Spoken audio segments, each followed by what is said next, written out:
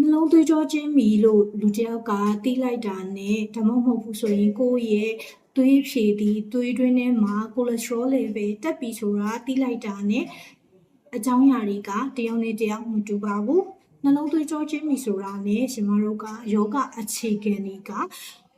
ပါလာနိုင်ပါတယ်နံပါတ်1ကတော့သွေးတိုးလိုမျိုးနဲ့ဆက်ဆက်နေနိုင်တာမျိုးတွေရှိပါတယ်စီးချိုလိုမျိုးနဲ့ဆက်ဆက်နေနိုင်တာမျိုးတွေရှိပါတယ်ကိုယ်လေးစိမ်ရမ်းများတာမျိုးနဲ့ဆက်ဆက်နိုင်ပါတယ်နောက်တစ်ခုကတော့ဆေးလိပ်တောက်ခြင်းနေနဲ့ဒီလိုမျိုးနှလုံးသွေးကြောကျဉ်းတာတွေကဆက်ဆက်တတ်ပါတယ်အဲ့တော့ကျတော့နှလုံးသွေးကြောကျဉ်းပြီဆိုတာနဲ့တန်းပြီးတော့ကိုယ့်ရဲ့အစားတောက်တဲ့ပုံစံတစ်ခုတည်းကိုပဲပေါ့နော်ပြောင်းလိုက်မယ်ကိုယ်လက်လှူရှာမှုတွေလုပ်လိုက်မယ်လို့မဆုံးဖြတ်သင့်ပါဘူးမိမိမှာယောဂအခြေခံရှိမရှိမျိုးရိုးထဲမှာဒီလိုမျိုးသွေးတွင်းရဲ့စီများတာရှိမရှိဒါမျိုးတွေစစ်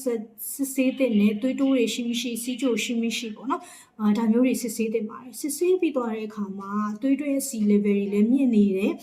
ကိုကယောဂအခြေခံတစ်ခုခုရှိနေရဆိုရင်တော့တေချာနားလေတဲ့ကျွမ်းနဲ့မျိုးနဲ့တေချာပြသပြီးတော့ဆေးလိုအပ်ရင်ဆေးတောက်ရပါမယ် lifestyle modification အတွက်ကလည်းစားတောက်နဲ့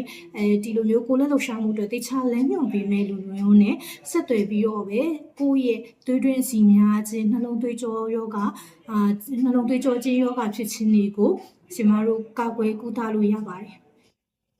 နှလုံးသွေးကြောကျဉ်းနေလို့သိလိုက်ပြီဆိုတာနဲ့ကိုယ့်ရဲ့နေမှု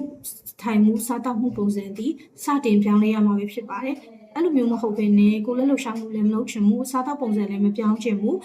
ဒါမှမဟုတ်ဘူးဆိုရင်ဆေးပဲတောက်လိုက်တော့မယ်ဆိုပြီးတော့လုပ်လို့မရပါဘူးဒါမှမဟုတ်ဘူးဆိုရင်ဆေးမတောက်တော့ဘဲနဲ့ကိုယ်လက်လှူရှာမှုနဲ့စားတောက်လေးချိန်ငယ်မယ်လုပ်လိုက်တော့မယ်ဆိုလည်းမရပါဘူးတကယ်တမ်းကျတော့ကျွန်မတို့ယောဂတစ်ခုခုတွေ့ရှိပြီးသွားပြီဆိုရင်အမြဲတမ်းထောက်တိုင်ကြီးရှိရပေါ့နော် lifestyle modification ဒီထောက်တိုင်တစ်ခုပါတယ် medication ဒီလည်းသူ့ရဲ့ level လိုအပ်ချက်အရာကျွန်မတို့ကထောက်တိုင်တစ်ခုအနေနဲ့ပါရပါတယ်ဒါပေမဲ့အသက်အရွယ်အရာယောဂအခြေခံတွေအရာတယောက်နဲ့တယောက်သွားတဲ့ target တွေကမတူနိုင်ပါဘူးဒါကြောင့်မို့လို့မိမိမှာနှလုံးသွေးကြောကျဉ်းရှိပြီဆိုတာနဲ့ကိုယ့်ရဲ့ယောဂအခြေခံတွေဘာတွေနဲ့ဆက်ဆက်နေလဲဆိုတာသိရပါမယ်။နောက်ပြီးတော့ကိုကဘယ်လောက်ထိ target ထိသွားဖို့လိုမလဲဆိုတာကိုသိသင့်ပါတယ်။နောက်ပြီးတော့ကို့မှာဘယ်လိုမျိုးပုံစံတွေမျိုးကကို့အတွက်ကောင်းမွန်တဲ့ထောက်ပံ့မှုမျိုးဖြစ်မလဲဆိုတာသိသင့်ပါတယ်။အဲ့လိုမျိုးမှမဟုတ်ဘဲနဲ့စေမကူတော့ဘူးလေ့ကျင့်ငယ်မဲ့လုပ်မယ်စားတောက်ပဲလုပ်မယ်ဒါမျိုးကိုကိုပါကိုယတိပြတ်မဆုံးဖြတ်သင့်ပါဘူး။တေချာနားလေတကြွနဲ့အထူးကုဆရာဝန်နေနဲ့တေချာပြသပြီးတော့ကုသသင်ပါတယ်။ဟုတ်ကဲ့ဒီနေ့ဒီဗီဒီယိုလေးကိုကြည့်ပြီးသွားတဲ့အခါမှာနှလုံးသွေးကြောကျဉ်းတဲ့လူနာတွေဒီမိမိရဲ့ယောဂအခြေခံပေါ်မှာမူတည်ပြီးတော့